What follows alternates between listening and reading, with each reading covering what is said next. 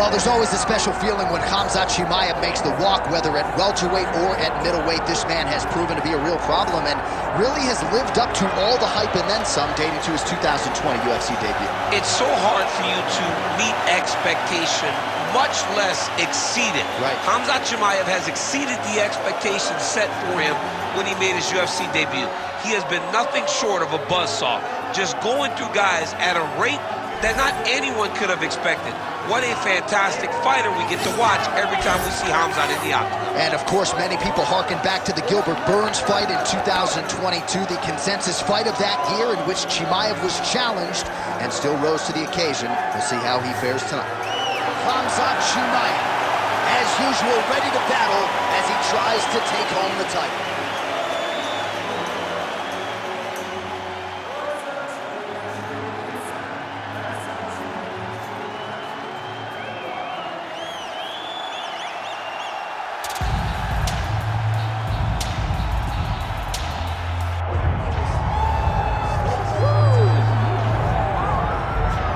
So we get another look and title defense for the UFC's undisputed welterweight champion, and he's chasing greatness, right? He wants to be mentioned alongside George St. Pierre. Kamaru Usman is one of the greatest welterweight champions to keep that dream alive. Now to hold serve as the favorite tonight. For him, it was about getting there. And once he got there, Johnny started thinking bigger. How do I build my resume? How do I build a legacy? How do I do enough to be remembered? It's all about legacy for this guy. It's fight by fight. But every time you speak to him, he talks in historical terms. He's just a tremendous champion. Well, and some people were suggesting this week that he move up a division and chase double champ status. He is focused on the task at hand. We'll see if he can handle it with flying colors tonight.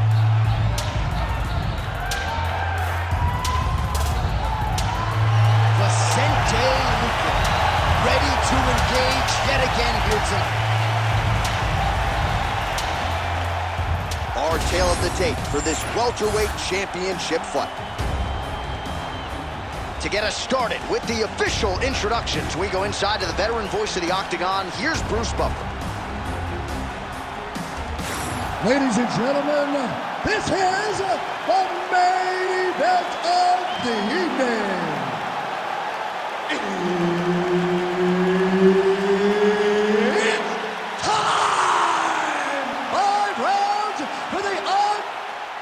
Herb Dean, third man in the octagon tonight. All right, here we are at Honda Center in Anaheim, California, and every time I walk into this venue, I can't help but think back to UFC 157 in 2013. The night women were finally welcomed inside the octagon, and good to be back here, obviously, at a venue that has a lot of history. A lot of history for sport, but the biggest night in women's mixed martial arts history. Ronda, holy smokes! Oh, lands a hip toss to get him down. That can't feel good. Ooh, head kick lands was hurt. Oh, man, I'm starting to feel bad for the canvas as he lands another takedown there. He landed another takedown, and he's doing it over and over again. What I am a massive fan of is his cardio, the ability to be able to keep this. Chimaev's going for a choke here. That guillotine is tight.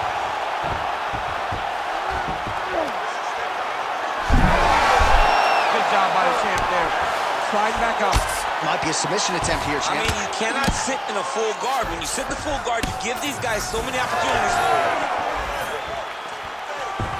And he will let his opponent stand up here. So the wrestler engages in the clinch here, and he does so very early in the fight against the kickboxer. He told us in the fighter meeting he's not worried about bonus money. He is trying to win, and this is certainly on that path. Ultimately, it's about getting the W. Getting this guy to the clinch allows for you to start working towards winning the fight. One thing you gotta be aware of, though, is those knees and elbows that come back in your direction from this high-level kickboxer. Oh, that was beautiful. What do you think? Another takedown attempt here. It seems like every time he's gone to the well, it's been there tonight. When you're that successful with any one thing, why would you change it? He's gonna shoot for another takedown, and I would almost be willing to bet he's gonna secure. I'll take your action. Okay. Midway through round one. Now drops inside that closed guard, DC. Full guard, Let's see how patient he is as he attacks a submission or big ground and pound. Both fighters throwing heat now. All right, so the swelling becoming a real factor right now. Did they inject something into his face, or is he just swollen from the strikes? Swollen from the strikes, man. Guy taking a couple shots. You never know which one is going to start to make you get damaged. Something good landed, and now you see the swelling starting. He passed the half guard. Nice defense.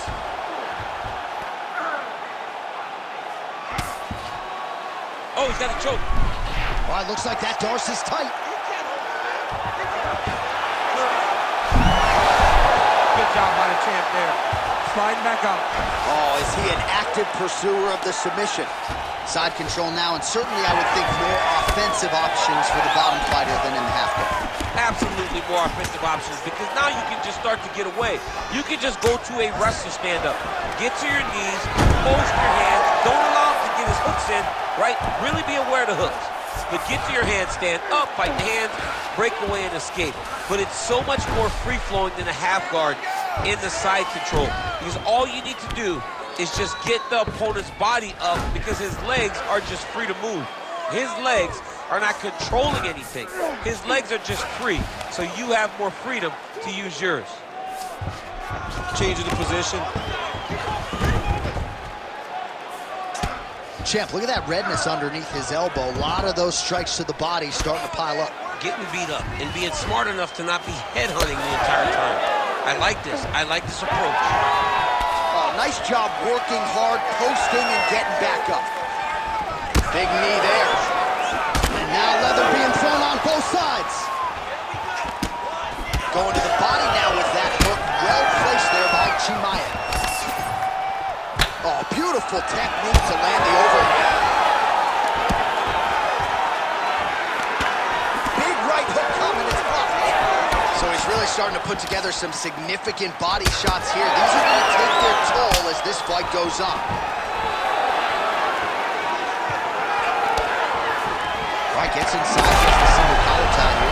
Oh, he's had a huge strike right there. I'm not sure how many more of these his opponent can take. Massive shot that he landed. Great job. Back to the feet now.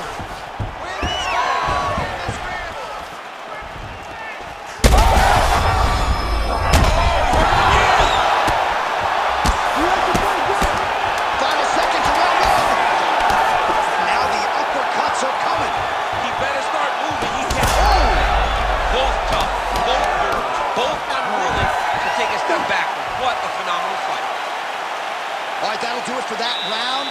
Chimaev's corner looks a little bit concerned, perhaps because of that cut on the lip that was opened up there in that round. Starting to bleed pretty good. Cutman's got his work to do now.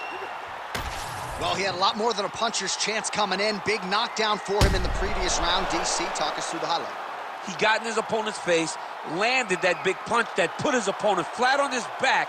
He couldn't get the finish, but if he lands one more time just like that. You ready to fight? Ready. All right, here we go with round two.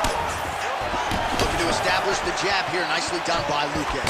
Oh, he lands another strike to the body here and just continues to punish his opponent's body here in this round, just like he did in the previous. Over the top. This fight's going to be over. What a great way of mixing up his attack. He didn't stay in court. He mixed it up to one side of the shadow. And now he's got to hurt very badly. Big shots landed by him now. Oh, so an interesting decision there as he decides to stand up and relinquish the dominant position. He can't even stand. Oh, another ground strike gets through.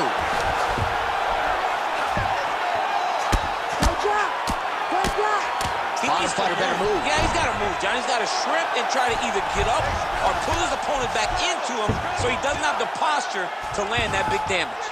Luque gets up. He is back on the feet here. Well, not sure if I should knock his fight IQ, but it seems like... Bad. You got to grab him. You got to recover. Oh, this one could be over soon. All right, right into side control here, DC. Biggest difference between half guard and side control? Well, side control to me feels like a little bit less control because now my legs aren't really doing anything anymore. Now I'm controlling you with my upper body. So I've got to be very, very aware. It's still advantageous, but it just seems a little more free-flowing than having something like a half guard. All right, so now blood is a factor. You see that he has been opened up in that eye area. Yeah, he's got hit in the eye, and now there's a cut. But it's nothing to worry about too much now. But he's got to be very careful with it as we go forward. Big punch land. Boom. Well, I think I can smell the blood at this point in time. That canvas didn't look like that a few fights ago. Blood is flowing from that cut with every passing strike. Every strike. And it burns. John, it burns so bad. When you get cut like this, oh! And there it is! Oh, my goodness! I mean, you gotta be kidding me with that knockout. If that is not the #1 play on SportsCenter tonight, I'm not sure what would top it. One of the best knockouts we've seen all year. In a very long time. I have not seen someone look this good. He promised us something, and he delivered with that beautiful knockout.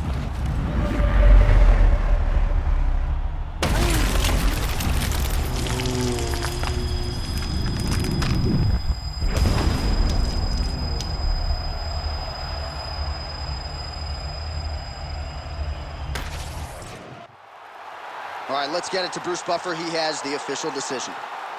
Ladies and gentlemen, referee Herb Dean has called a stop to this contest at 2 minutes, 14 seconds of round number 2. Declaring the winner by knockout and still the undisputed UFC welterweight champion of the world, Vicente, the Silent Assassin, Luque. All right, so there he is.